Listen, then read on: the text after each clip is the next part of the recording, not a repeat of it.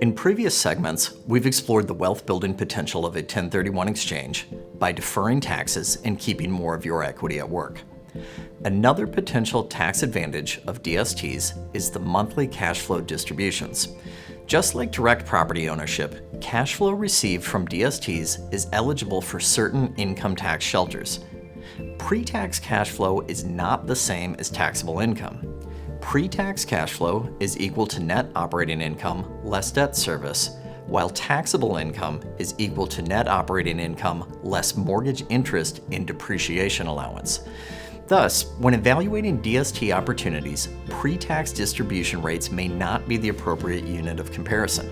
For example, if two investments have identical pre-tax distribution rates, but one has no income tax shelters, while the other's distributions are fully sheltered, then the after-tax distributions may be significantly different. It is important to recognize that income tax shelters are specific to the investment and an individual's tax situation.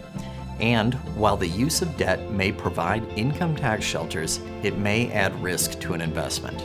However, when utilized in consideration of an investor's risk tolerance and investment objectives, income tax sheltering strategies may significantly increase an investor's after-tax cash flow, because it's not about how much you make, but about how much you keep.